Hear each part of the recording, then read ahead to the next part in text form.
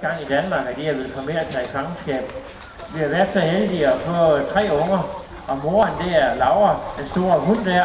Det er moren til de 3 unger, vi har fået. Men det sjove af det er jo, at de unger, vi har fået af gråsæler, det er alle sammen været hunder. Else og Lene, og så Selma, som er den yngste. Der ligger en af dem lige her for eksempel.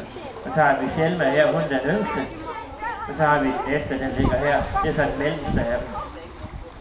Men det der sådan er meget specielt med gråsæler, det er jo det første stykke tid, faktisk den første måned, kan man sige. Der er de udpræget landpattedyr. En gråsæl, den går slet ikke i vandet, før den er blevet en måned gammel. Så der ligger den op på græsset eller op på stenen derhen. Og moren kommer så en gang i løbet af døgnet, så den kan lide, altså drikke væk. Så den lever udelukkende som et landpattedyr. Så der er det sådan, at de holder faktisk ikke om de alle på måde. I hvert fald må man sige, så længe de har det der uldpels, de er født med sådan noget hvidguldigt uldagtigt noget. Og det ligner mest af alt sådan en lille våd fra tjuske isbjørn. Men så længe de har deres uld, så går de ikke i vandet. Det eneste vand, de sådan set kan tåle, det er en lille regnbyge op fra oven i ny og næ. Det tager de selvfølgelig ikke skade af, men de kan bare ikke tåle at komme dernede i. Men det sjove af det var, at det skete rent faktisk med Selma der sidste vinter. De blev alle sammen født der lige sidst i januar. Da den så ikke var mere end 14 dage gammel, der var den sådan lidt nysgerrig, kan man sige. Der var den faktisk kravlet ned ad skrænten der og faldt så i vandet, for der var is på der i. Det var hen omkring starten af februar.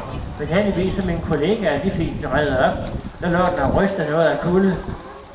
Solen skinnede godt nok den dag, men som alle ved, så er der ikke meget solvarme der i slutningen, eller der i midten af februar, eller 1. februar. Men den klarede skærene og har så overlevet. Men de virker rimelig sulten. Jeg tror, at vi kan lokke nogle af sælerne over på selve stranden derovre. For øvrigt, den kasse, der er mange, der undersøger, hvad den er til for.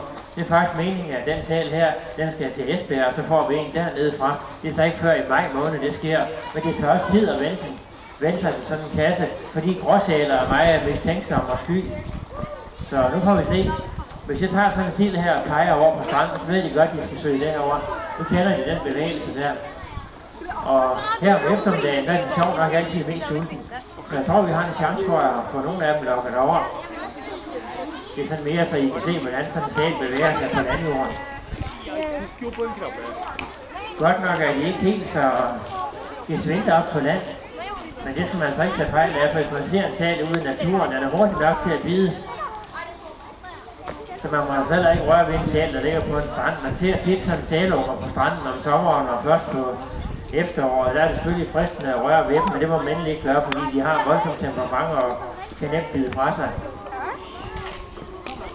Det her, det er Maria. Det er faktisk den eneste af dem, der bruger lyd, når hun kommunikerer om at få en sild.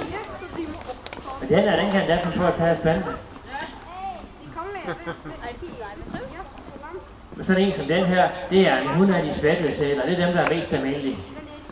Men om vinteren ikke mindst, kan man altså også godt se unge gråsæler, som den der for eksempel.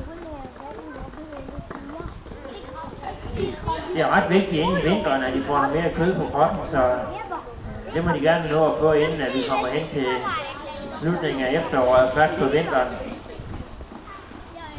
Men appetitten, den fejler bestemt ikke noget. I den ene spand, der er 10 kilo, og den anden, der er 8 kilo i.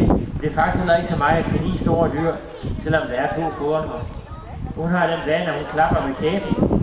Det er lige så vel som de andre, de gør det, at de sprøjter med luft ned i vandet. Det får at signalere, at de vil have en godbid. Ude i naturen, der tager de faktisk kun levende føde. Selvom de her sild, de er så friske, at de kan anvendes til menneskeføde, så er det bestemt ikke sådan rundt, de tager. Men havde det været i naturen, så tog de heller ikke kun sild, så tager de mange forskellige fiskearter. Men til gengæld, så vil nogle gange prøve at give dem levende ørder, som de sagtens skal fange. Men de er så lidt kredsen. Hvis de er vant til at få sild, så gider de ikke så gerne at æde små torsk og sejer og sådan nogle ting der. Så er ligesom de forfalder på, de falder mere på det samme. Men det er som sagt den her kasse, at en af sælerne skal gå i. Men det er som sagt ikke før i maj måned.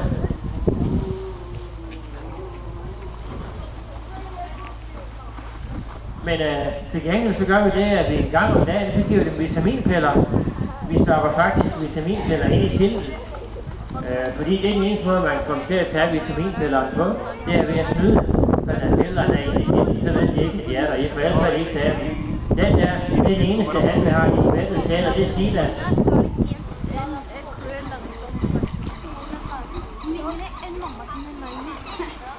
Den ældste af vores sæler, den ligger faktisk herovre.